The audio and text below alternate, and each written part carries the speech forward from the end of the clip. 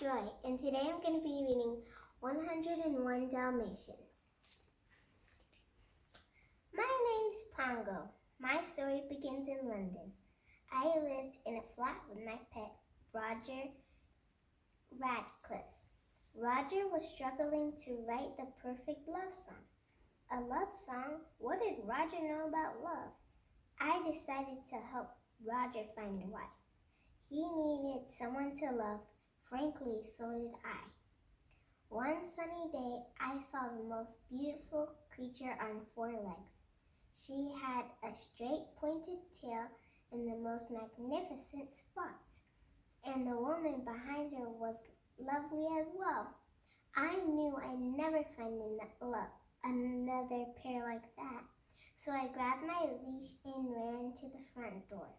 I began to bark. As soon as Roger opened the door, I yanked him down the sidewalk and toward the park.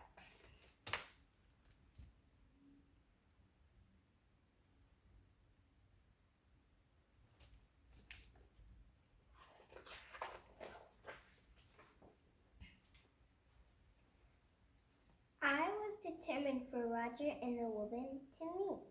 When we reached the park, I dragged Roger after her and then wrapped my leash around their legs.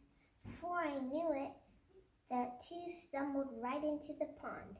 Suddenly, the woman began to laugh. So did Roger. That's when I glanced at the 4-legged creature. That was our lucky day. The next spring, we married Roger and Anita, Perdita and I. One afternoon, Perdita told me that our lives were about to change. She was having puppies. I couldn't believe it. I was going to be a dad. Time passed, and soon Perdita gave birth. We had not 4, not 5, but 15 puppies. Then one night, a strange creature showed up at our happy home. Cruella de Vil. Cruella was one of Anita's schoolmates, and she wanted our puppies. I'll take them all, Cruella said. The whole litter. Just name your price. Roger crossed his arms. Never, he said. These puppies will never leave this house.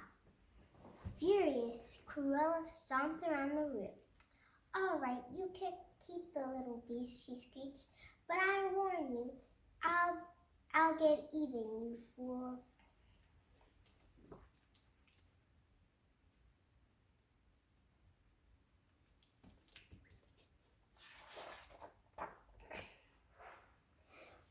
The little ones brought us nothing but joy. One night, Purdy and I went for a walk with Roger and Anita. We left the puppies at home with Nanny. She had just put them to bed when the doorbell rang. On the porch stood a tall, skinny man and a shorter, fatter fellow. Nanny tried to shut the door, but the tall one pushed it and burst into the house. The 2 men locked Nanny in a bedroom. By the time she escaped, our puppies were missing.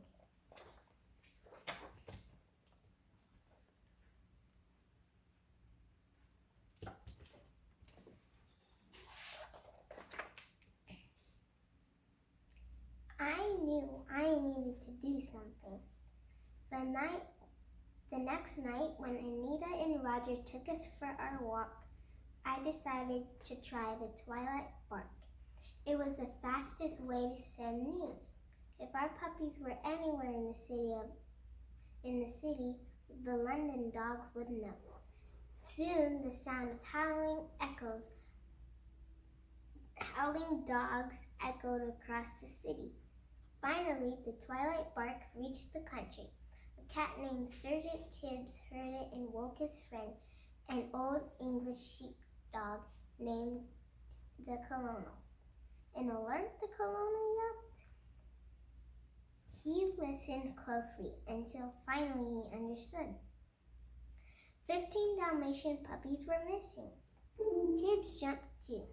He had heard puppies at Cruella de Vil's old place 2 days earlier.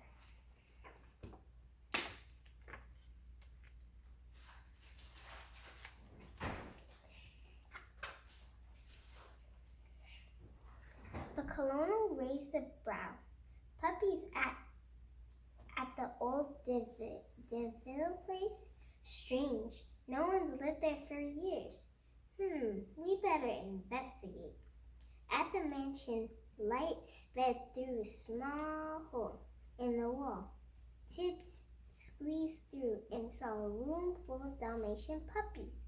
As Tib watched the puppies, he heard two of the men talking. Cruella wanted to use our puppies to make a fur coat. While Tibbs helped the puppies escape, the London dogs used the twilight bark to give us directions to the old de Ville place. The skinny man had just noticed that the puppies were missing. When we arrived, growling, Perdita and I crashed through the window. We would distract the scoundrels while Tibbs led the puppies to safety.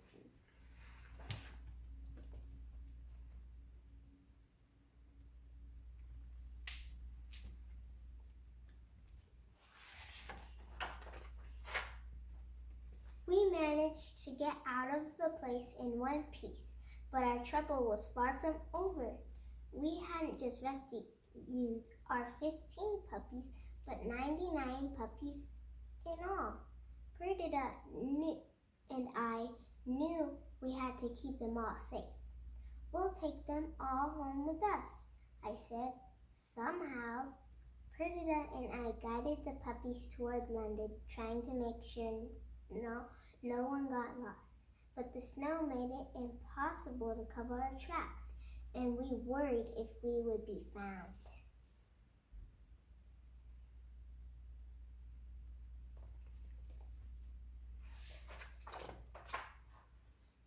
It wasn't long before the puppies were exhausted.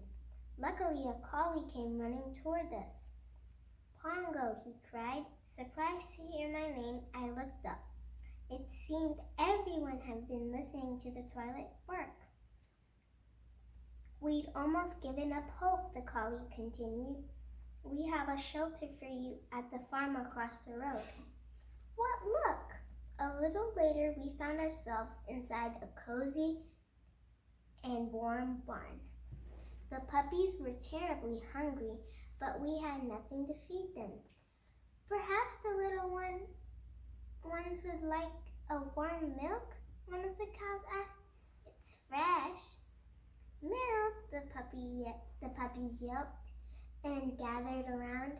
Purdy and I hardly knew how to thank the cows.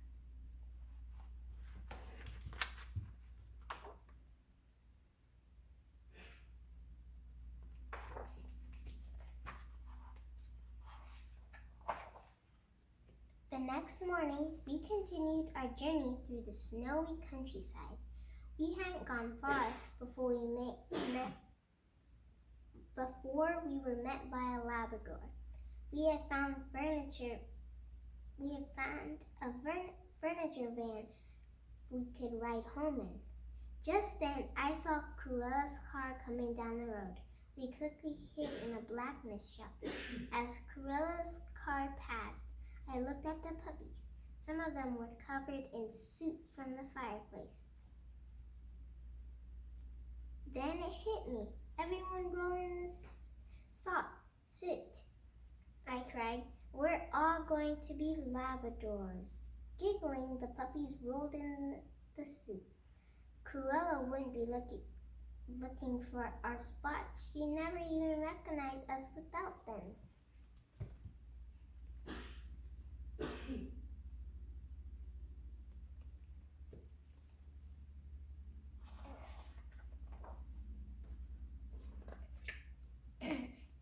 The trick worked.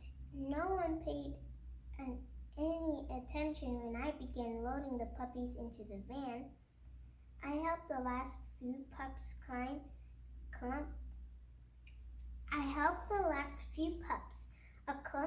A clump of snow fell on Lucky, burying him. I quickly pulled him out with my teeth, but the snow had washed him clean. Our cover had been blown. As the van started, I tossed Lucky up to Perdita and leaped up on the back myself. But Cruella was right on our trail. Cruella shouted after us, trying to force the van off the road.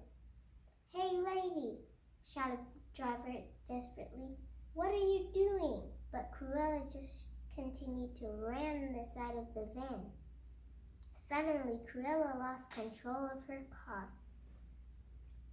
She crashed through the barricade and bounded down into a snowbank. She wouldn't be chasing us anymore.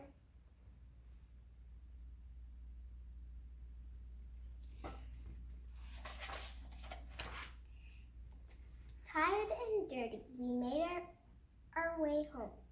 I was greeting Nanny when I heard Anita cry, "Who are all these strange dogs?" I had forgotten that our coats were still black, but Nanny noticed the paw marks I had made on her white apron. "They're just covered with soot," she shouted. Roger pulled out his handkerchief and washed my face. "Pongo, is that you?" he said, grinning. Nanny grabbed a broom and began sweeping up the soot off the dear puppies. "This is Patch and Rolly, and here's Penny. My dear, they're all here." Puzzled, she gazed around the room, and there's a whole lot more.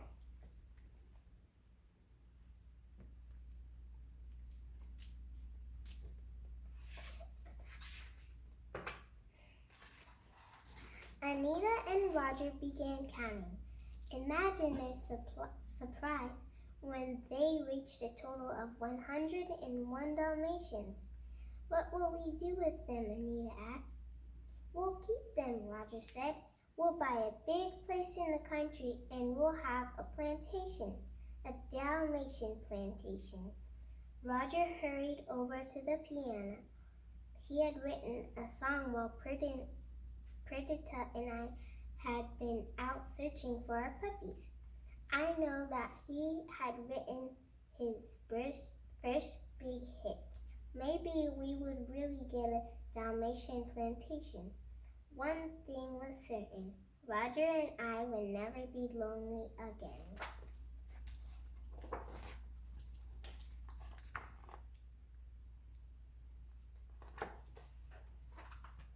Thank you for reading the book 101 Dalmatians with me.